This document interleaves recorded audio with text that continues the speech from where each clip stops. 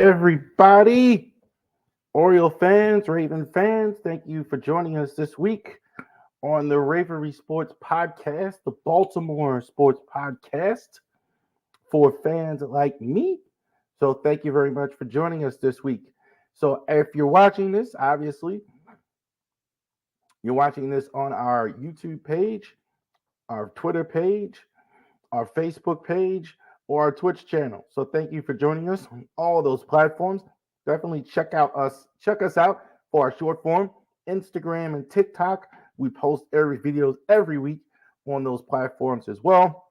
Absolutely go to ravorisports.company.site. You're looking for that Christmas gift. You can go ahead and get that fan in your life, that Ravens fan in your life, that Orioles fan in your life. Some of our merchandise. Our Orioles jerseys are on there. Oriole hats like this one that I'm wearing. Obviously, this Ravens jersey. This is my boy here, Kelly Craig, for my private collection of jerseys. 97. Love Kelly Gray. So you could go ahead and get Ray Lewis is there. Lamar Jackson jerseys is on there. Joe Flacco jersey is there. So definitely check it out as well on the website as well. Also, a couple other things. Genesis Notary Services. So if you live in the Shenandoah Valley, definitely we are open all Christmas season. So we are open. So definitely if you want to go ahead and give us a call, we'll come right out. I'll come right out and do the notary, stamp your documents with care. That's for you in the Shenandoah Valley area here. If you live in Winchester, Virginia, if you live in Martinsburg, West Virginia, if you live in Oakton, Virginia areas, definitely will come out and get you squared away. Also, our best of 2023. We're going to drop that video on New Year's Eve. And so we're going to be making a major announcement about Ravery Sports that night. Also, too, that video is we're going to go ahead. Who was the best Oriole? Who was the best Raven? What was the best play 2023? Drop a lot of those content for you on that night. So definitely check that out. All right. Down to business. A lot to get to this week. So we're going to go ahead, go through several topics here. Of course, we start with the Rave. Then we do the Orioles. And we're going to start with the business of the NFL. So the Ravens back in action this week. Ravens 9-3 going against the Los Angeles. Was the original Los Angeles Rams. Used to be St. Louis Rams. Now Los Angeles Rams again. So Ravens going back at it, going against the Rams this week at M&T Bank Stadium.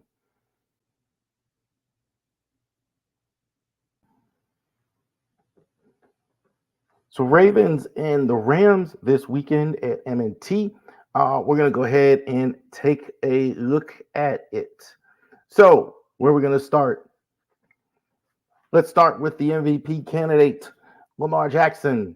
Lamar, that's what he's done this year. 2,618 yards, 13 TDs, 5 interceptions. Very efficient with Lamar. I think to win MVP down the stretch, he's going to have to do a little bit more in terms of getting touchdowns, getting those yards per up down the stretch. I think it's his for the winning. I think in a lot of the terms of the MVP, I do believe he's going to have to get these stats up a little bit. The one thing he's for sure got going for him, one thing if you look for MVP in any sport, best player on the best team. So Ravens might be the best team in the NFL. They might have the best player, Lamar Jackson, winning the MVP.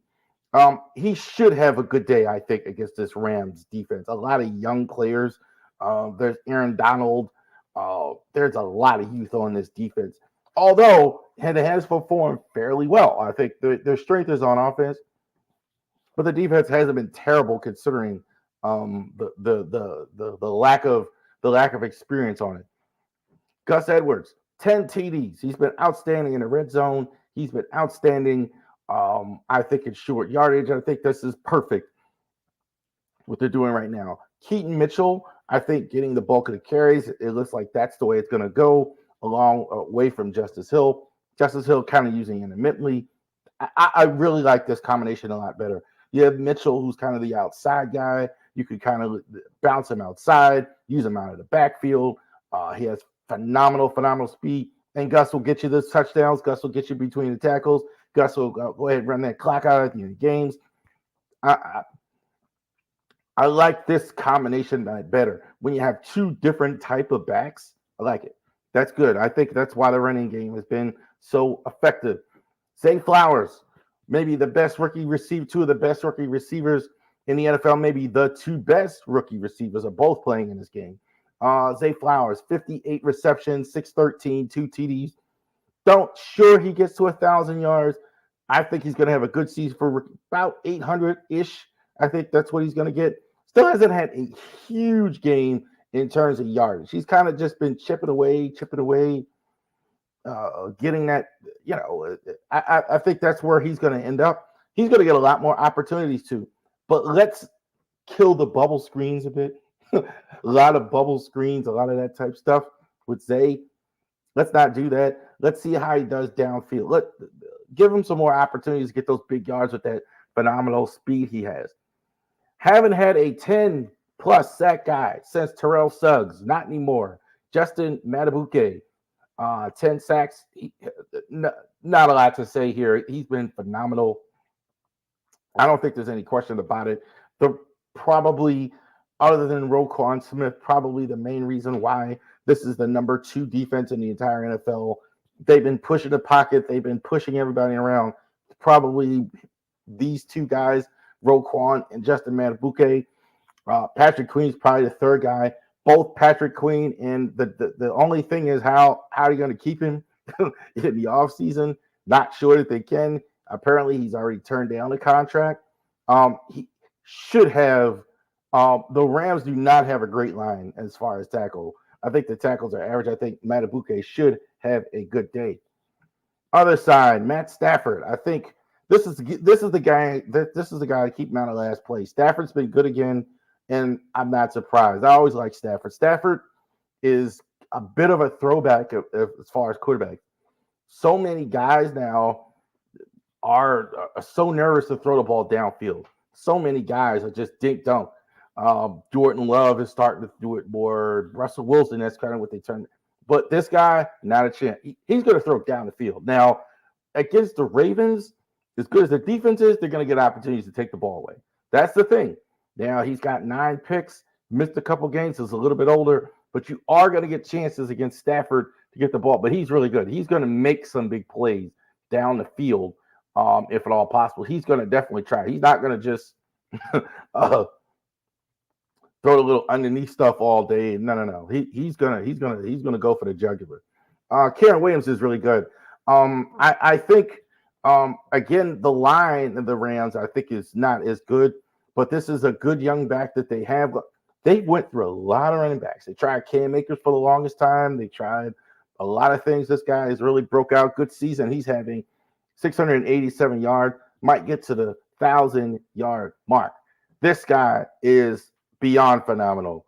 Where did this guy come from? Puka Nacua, 77 receptions, 1,029 yards, 4 TDs. You can't guard him. Can't guard him. I think probably I'm putting him right up there with Jamar Chase as far as receiving talent, as far as the best in the league. I mean, it's almost weird to say, but he's been ungodly. I mean, Cooper Kupp also too is still there.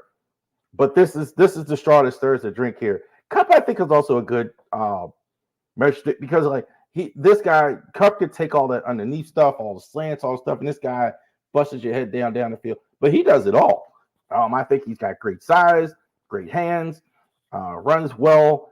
Seems to have worked well with Stafford, with the quarterback, understands it. You almost forget he's a rookie. He's been tremendous. I think whoever guards him is going to have their hands full on Sunday. Aaron Donald, I think this guy's going to the Hall of Fame, no doubt about it. Definitely the leader, not quite the player he was. 6 sacks, but he's certainly getting a lot of attention because of all the youth they have on their defense. Aaron Donald, I think. I will say this: you better still have two guys on him. Bet that definitely it's a big day for the Ravens as far as guarding a guy with this type of talent, Aaron Donald. Don't know if he's going to play after this year. May finally retire, but we will see that. And as far as Aaron Donald goes, Ronnie Stanley, which one is going to show up? You're going to play Aaron Donald. You're going to need Ronnie Stanley to play and play well. Ronnie Stanley has been up and down this season. He's had some weeks I've seen him. Man, we got the old Ronnie Stanley back. We got the All-Pro back. And in some weeks, nope, he's been subpar. He's had trouble against really good rushers. I think like he kind of does better now against power guys. So I think he'll be good against Aaron Donald and a lot of this defense, but we'll see. Stanley's just been inconsistent, especially considering, yes, the money's a factor. Spending all the money they paid him. Look, soon as he was one of the best in the league, all pro, outstanding, and the second he gets the contract, he gets hurt. And they haven't been the same. And we're still waiting on that. So big test against the Rams defensive line this week. What's the X factor of Marlon Humphrey in this one? What we just talk about with Nakua. What do we have with the Marlon this year? Marlon's played well, I think, when he's been healthy. Hasn't really been healthy most of the year. I think he's missed 6 games total. Missed about 3 at the beginning of the year. I think he kind of caught a break here. The injury report as I'm recording this hasn't come out yet, but Harbaugh really seemed confident that he was going to play. I think he's going to play. Right decision in the Thursday game, sitting him out a Thursday game after injury. You definitely don't want him to play there. Had a bit of a half of a bye. Didn't play in the Sunday night game. They had a bye week, so it's been several weeks. So had several weeks to rest. He needed some rest. He's going to have to play well against a great Rams receiving corps. Good group of receivers the Rams have. I think Ravens win this game. I would say this. I'm going to say this. This is probably more of a trap game than they've had. They're going to have the rest of the year. I think all the other games, and you could argue they're all tougher games, but they should be highly motivated to win all those games. You're going to play. Excuse me. You're gonna play. You're gonna play the Jags. You're gonna play the 49ers. You're gonna play the Dolphins. You're gonna play the Steelers. You're going to be motivated in all those games. I think the motivation is going to be big in this one. Maybe they're looking past the Rams. That's my concern. Rams are too good of a team to look past. So they've been playing well and they're on a roll. So we will see how that goes. I think we are going to have a 10th Ravens victory. Right. So let's go ahead and get this squared away. So I'm thinking we're going to get a 10th Ravens victory. So we're going to go ahead and check out that game on Sunday. Nice to get a Sunday 1 o'clock game to rest of the way. We're going to have a lot of night games. The last week is still to be determined. So we will see how that goes this week. All right. So let's go over our larger NFL content. All right. So let's go over our larger NFL content now. We will go ahead and get that taken care of. The larger NFL content, we're going to talk about our Big Five. What is the Big Five? The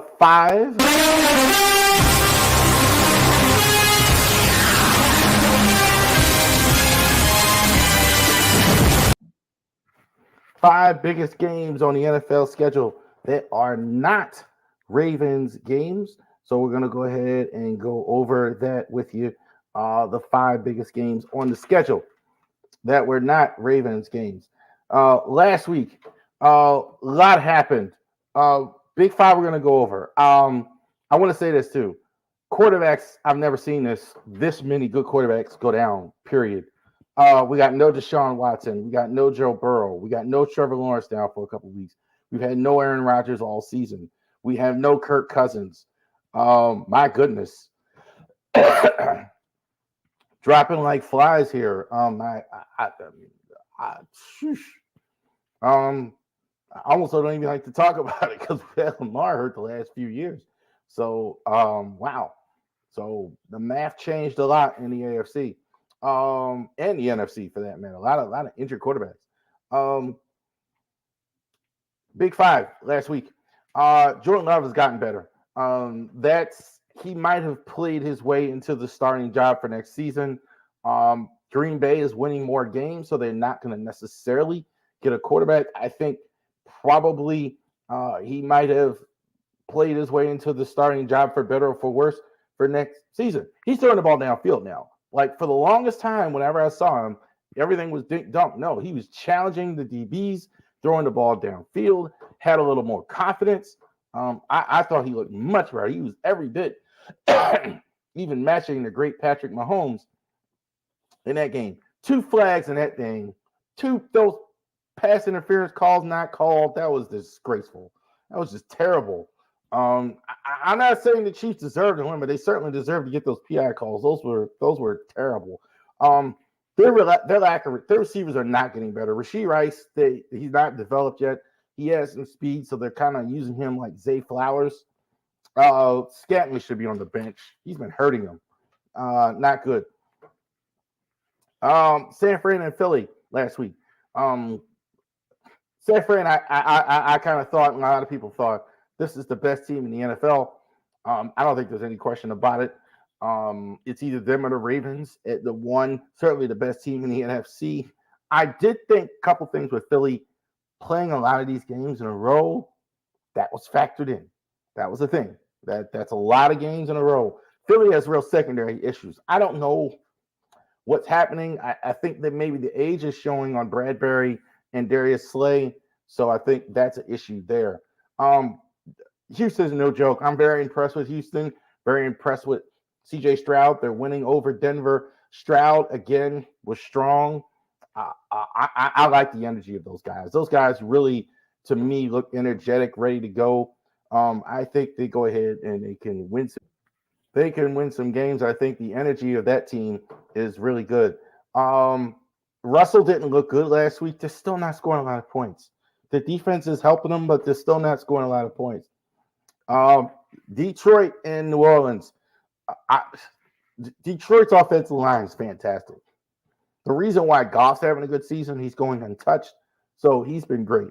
The Saints, I'm just sick of them. You can't win this division when you clearly have the best quarterback. They might need a new coach. I think Dennis Allen not getting it done there. They should be winning this division with some margin with some of the guys they got. And they're still looking up at Atlanta. Come on. And Seattle and Dallas.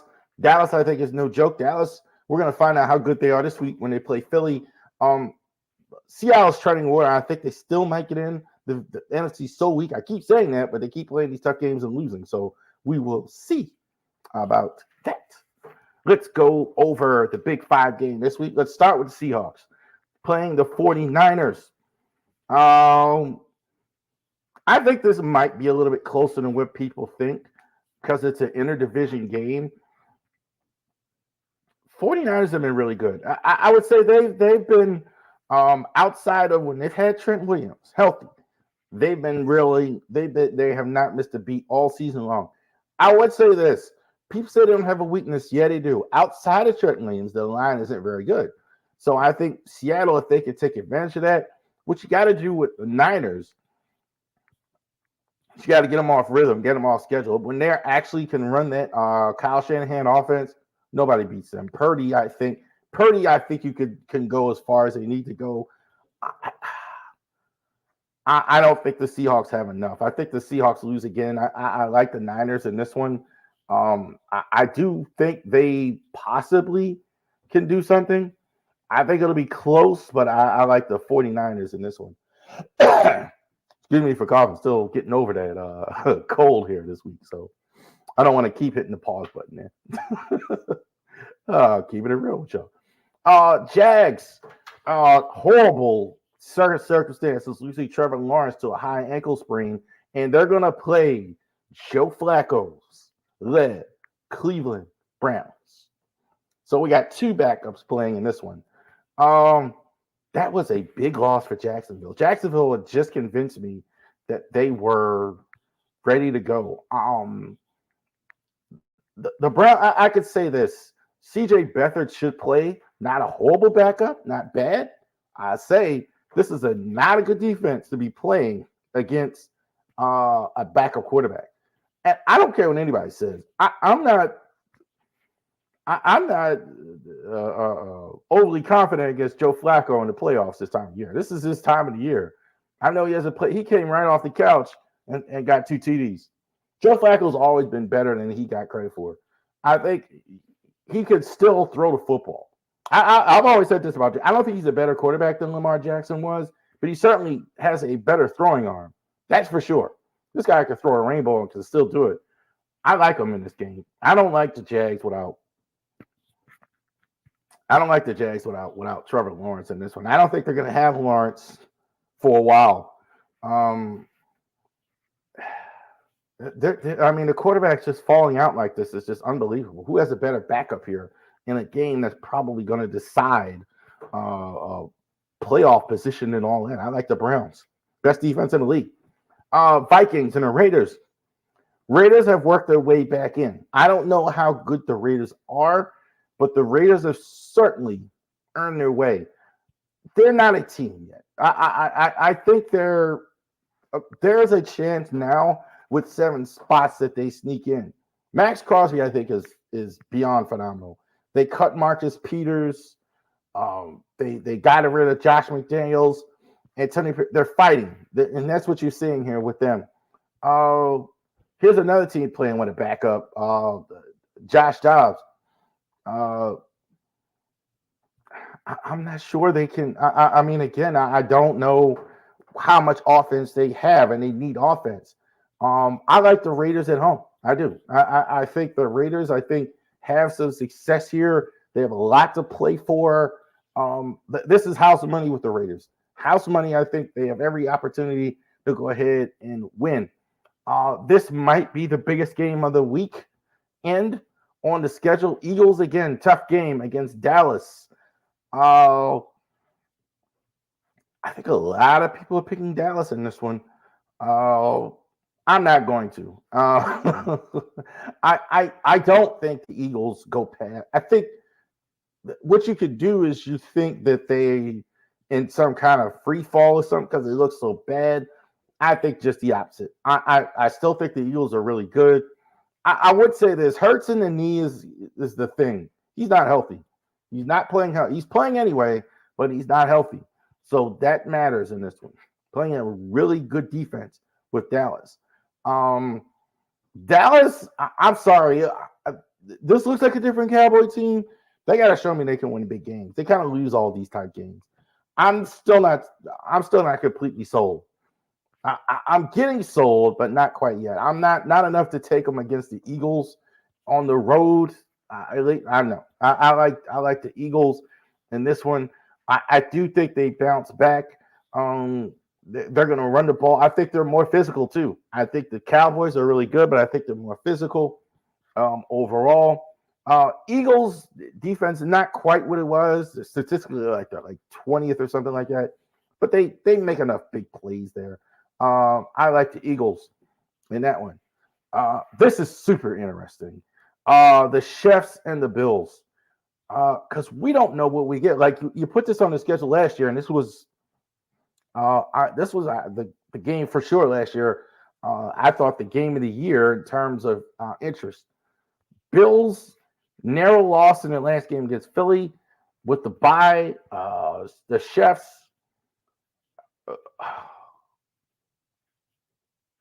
I'm taking Buffalo in this. I'm the Chefs every week, more and more.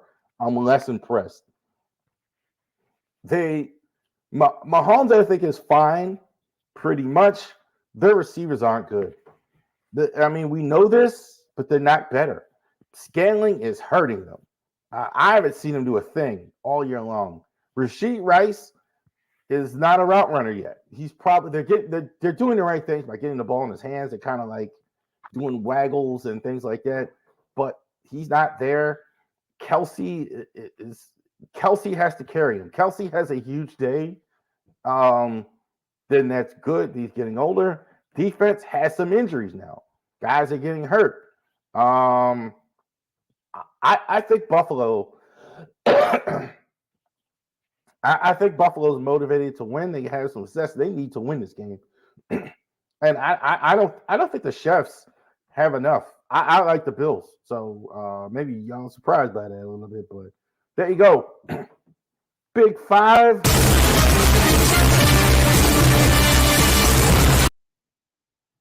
So those are the 5 biggest games that are not Raven games. Definitely check out all the games on the schedule for the NFL. So definitely check them out on Sunday. Let's talk a little Hoops, college basketball. Maryland and Indiana, they played in the Heartland Hoop. You see the final score. First Big Ten game, 63, 65, 53. So Indiana was victorious in this game. First home game, first Big Ten game for the Terps. They're going to be back at it this week as well. Game on tonight. So definitely, if you laugh, and when I say tonight, I mean not the when I'm recording Wednesday night game. All right, so let's go over this. What the Terps have figured out is what Kevin Willis figured out. Hey, look, got to get the ball in Jameer Young's hands. That's what they did. 20 points. He was really the only one in this one that really got the rhythm. That's kind of the way he has to. He kind of has to carry the ball, get out of his way. They're at least getting that production from him. Julian Reese, not too bad in this one. 14 point. I would say this. It's not going to happen because they don't have the personnel. We'll have to see a guy where he could play power forward, get a little bit more room because he's going to score. He's their second scorer, no question about it. He had a lot of trouble with Indiana's defense. Indiana really did a lot of trap, a lot of full court, a lot of stuff in this one. I think this is the problem they have. I think he does well in the wide open, but that was the issue I think they had. Really, only Young on the offensive side was effective. A lot of lulls offensively. DHS Harris Smith, 9 points, 3 assists, 3 points, 3 rebounds, developing. I like his floor game though. I think that's why he's out there right now. He can do a variety of different things. He can help you without scoring a lot of points because what they have to do is just allow Jameer Young to do his thing. That's the unfortunate thing for him. He plays the same position as Jameer Young, so he's not going to score a lot of points. Indiana, admittedly, I'm gonna just confess it. They're better than I thought they were. Their size was just too much for Maryland. They were big. Mariappo, I think a freshman, questioning kind of how much he would play. Whatever, he's really helped them. 13 points, 7 rebounds. He's been really good. Bit of a surprise. A good rated freshman, but I'm surprised he's been this good right off the bat. Here's another surprise. Malik Raunel, 11 points, 5 rebounds. Another good game from him. He was a guy who thought it was going to be a role guy for them. But he's been scoring in double digits every game. In college, that matters. Okay, so I know a lot of people look at NBA and they say, well, 20 points, 35. College game is shorter, not as many points. 11 points, 5. That's pretty good. That's effective. Not as good as their main guy, Khalil Ware, monstrous stuff. 18 points, 14 rebounds.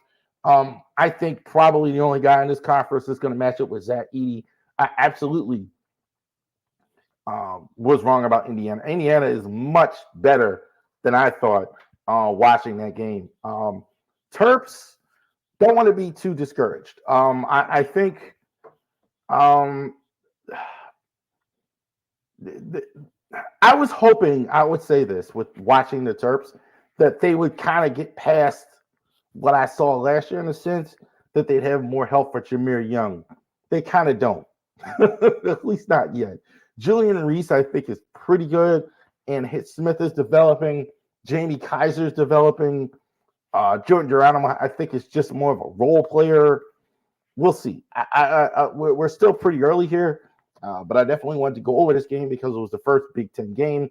So uh, definitely, we got more to go here with the Big Ten.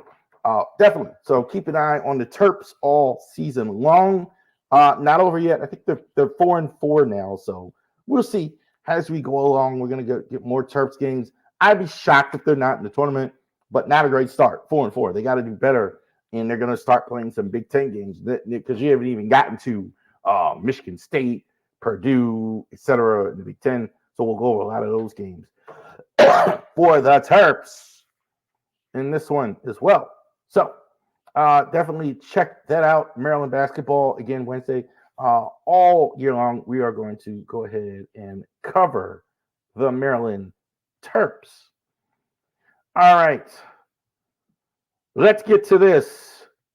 We're going to talk a little college football. Then we're going to get to baseball. So we got a couple segments here. We're going to talk to something about near and dear to my heart, the Army-Navy game. Yes, sir. So we'll get to that. We're going to talk about the college football playoffs. Michigan and Alabama are going to go ahead and be in it. In the first one, Michigan getting the 1 seed, winning the Big Ten. SEC winner, Alabama getting the 4 seed. Pac-12, no longer a conference, apparently, after this full season. Washington, who was victorious over Oregon, winning that conference. Texas Longhorns go ahead and they get in as well. So good for them winning the Big 12. They are also moving to the SAC. So we should have some good games. Florida State was left out. Oh boy. Wind me up and let me go here. I went to Coppin State years ago, and I was a young guy, 18 years old. I was a media student there. I wound up not graduating from Coppin, but spent some time at Coppin, had some fun there.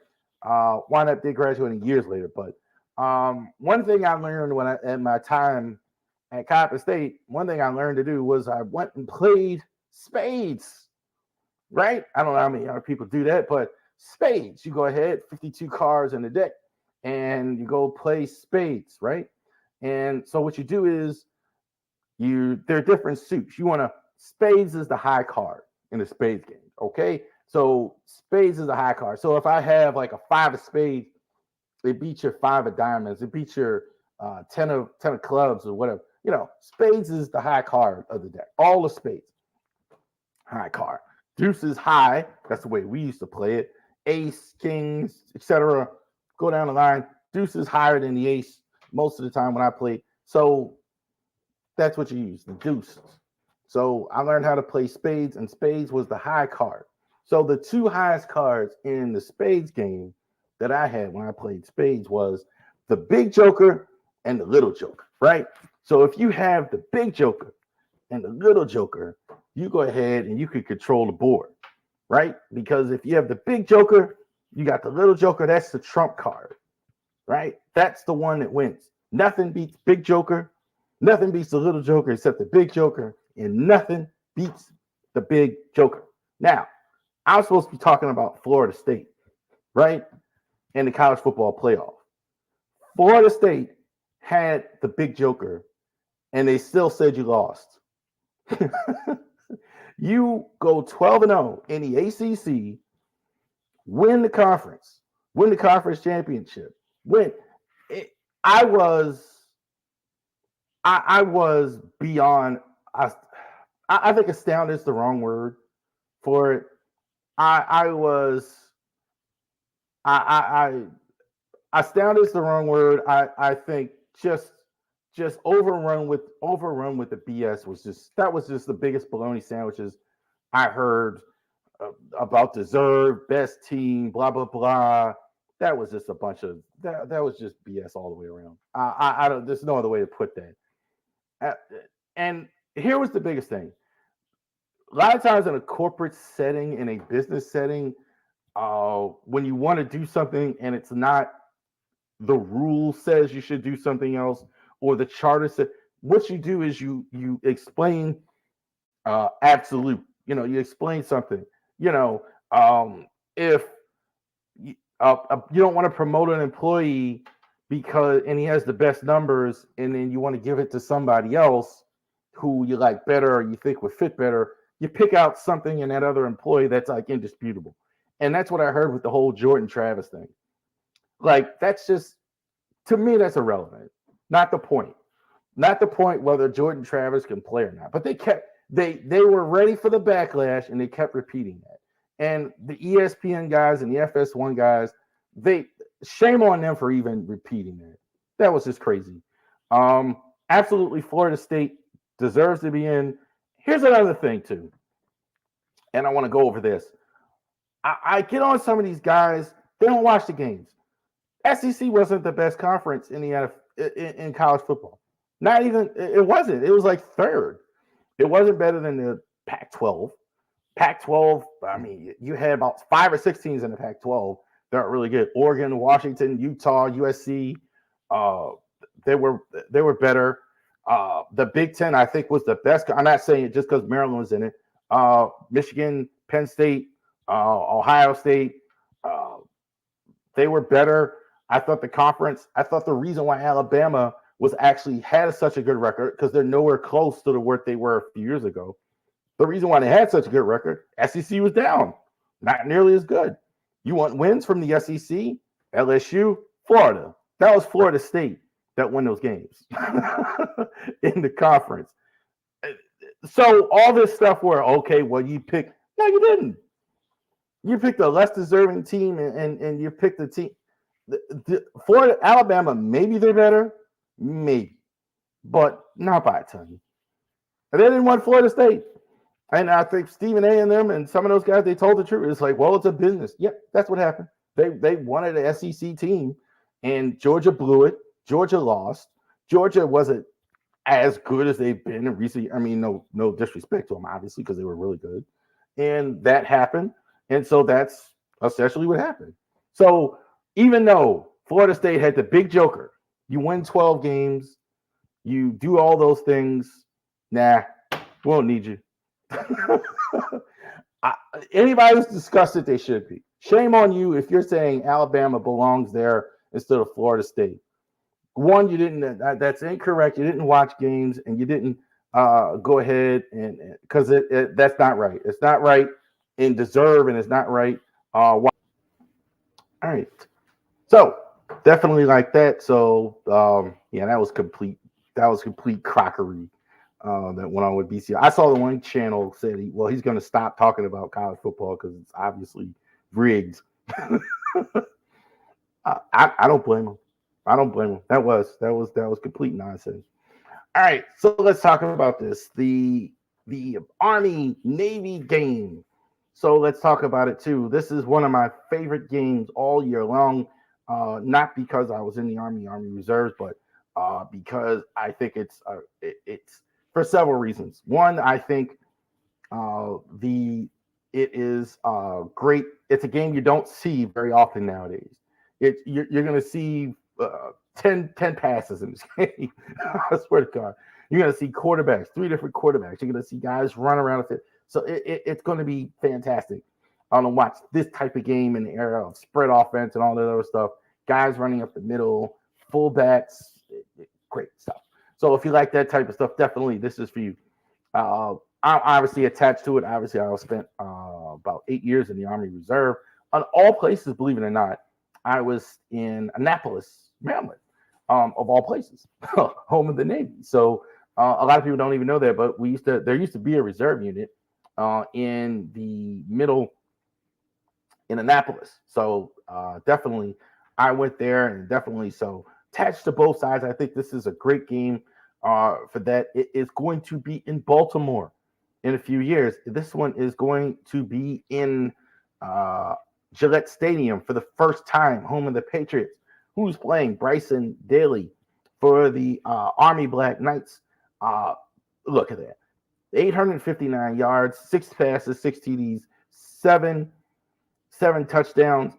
He runs the ball a lot. you look at the highlights for him, a lot of it is him running the touchdown. He's also the leading rusher for the team. Udo Kanye, I think I'm pronouncing that right. 436 yards, top runner at the running back position. One TD as well for them. Isaiah Alston, Noah Short, Casey Reynolds. So this is basically their receiving core. I put in all three because that's basically the way it goes. There's no real alpha here. Hey, whoever gets the ball gets the ball. When we throw it, we throw it. That's basically the way it works. Really, no guy eating more than the other as well. This is their best defensive player, Louis Lowen. He's really good. I'll be surprised if he's not drafted by. This is the one guy I think on both sides maybe has a pro future outside of this the service academies. Ty Abalate here is the quarterback for the midshipmen. 522 yards, 4 TDs, 2 interceptions, running the ball, more of a passer, I think, than the other guy is. But I think a lot of you're going to see a lot of running in this one. You're going to see a lot of running. Fullback.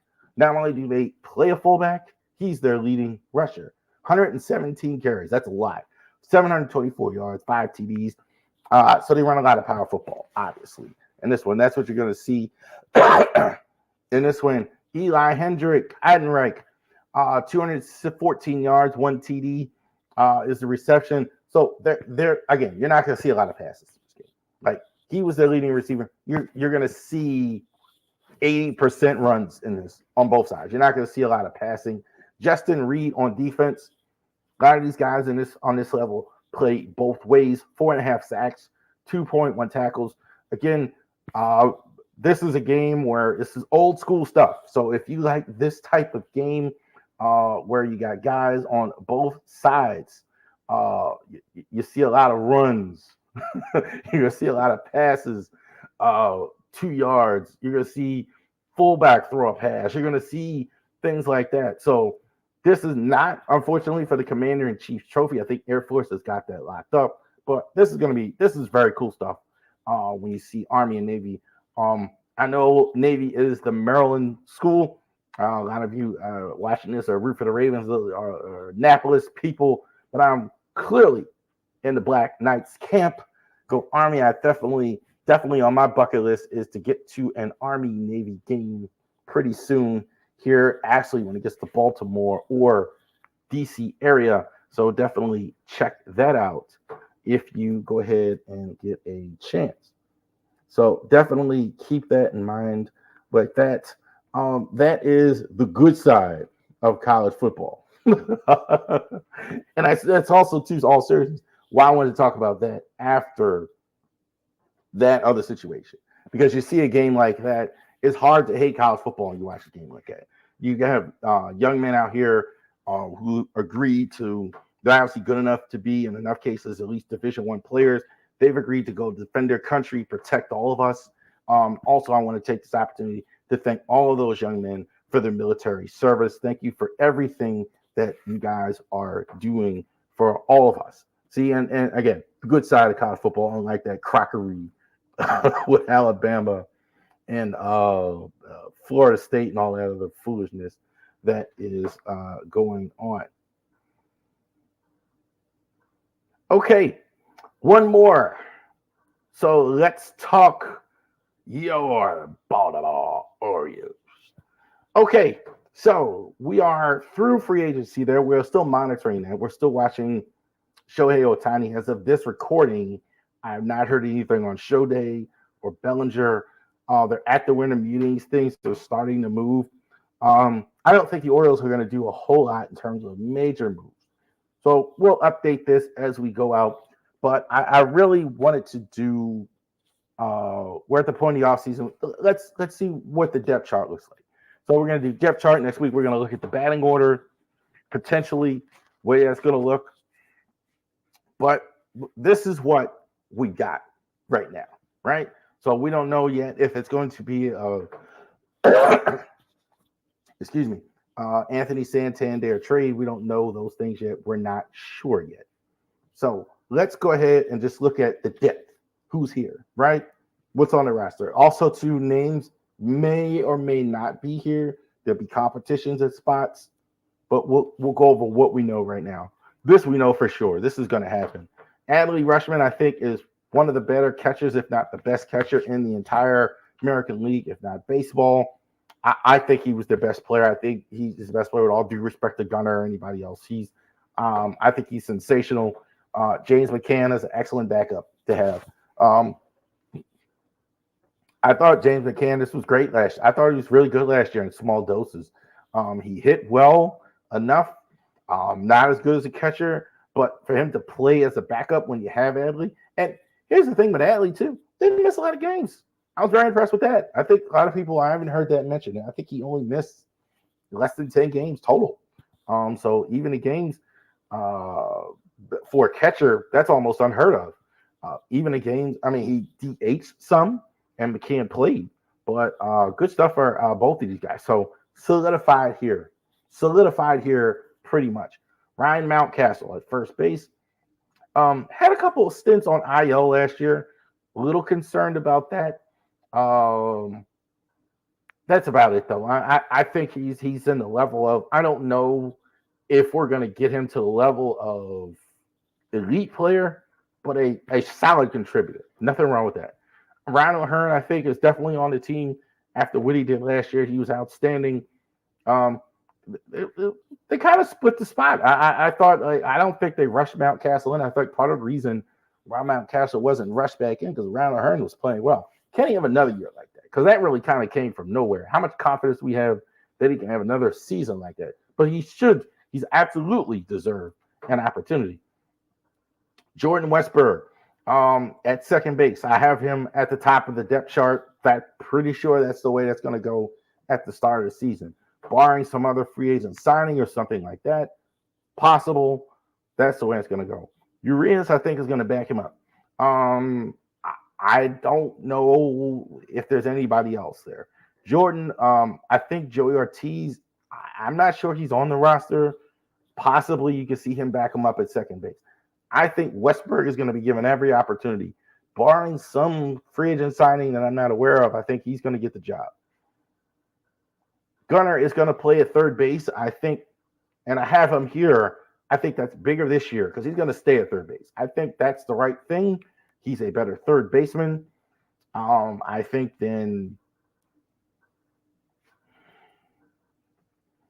that's the right thing. He's a better third baseman. Then he is a shortstop. I think he's much better third baseman. I think he should be playing every day. He can play some second, I think, but with Westburg there, I leave him at third and just keep it pushing.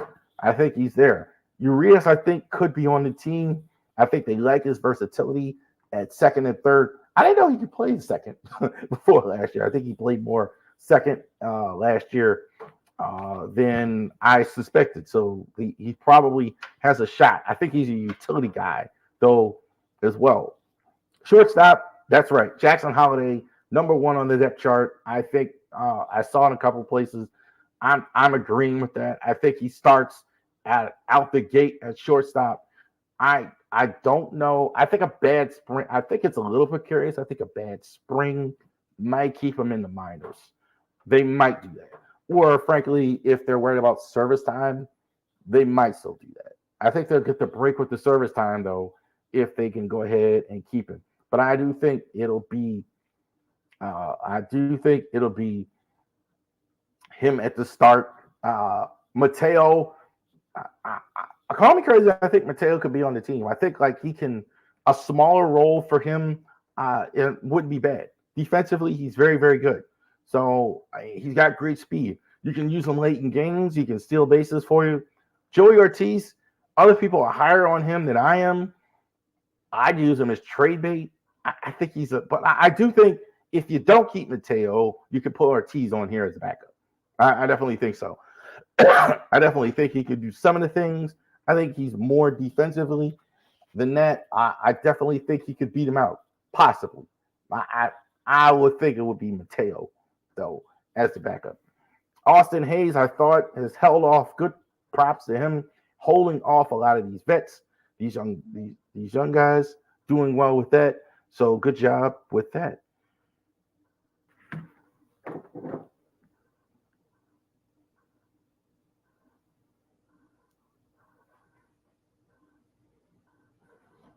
Hayes, I think, did a great job in left field.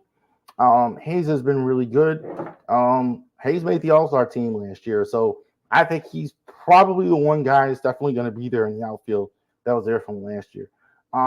Plus, he's an excellent plus defender. Brian McKenna, um, I think he kind of like will fit the role as a backup.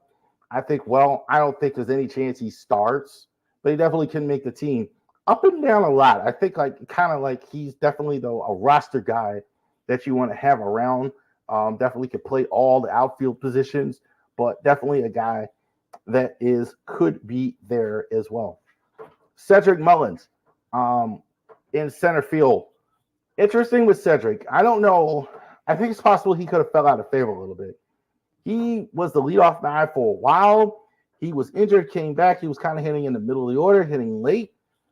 I don't know why they left him down there. Something could be there where I think it's possible. I put it this way: the salary would be the reason they would get rid of Santander.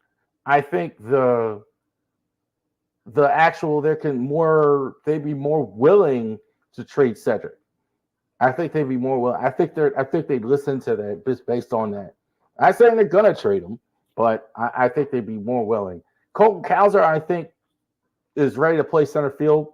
He's going to be in the majors, I believe. I do. I think he is definitely going to be in the majors. Not sure if he's going to start right at the start.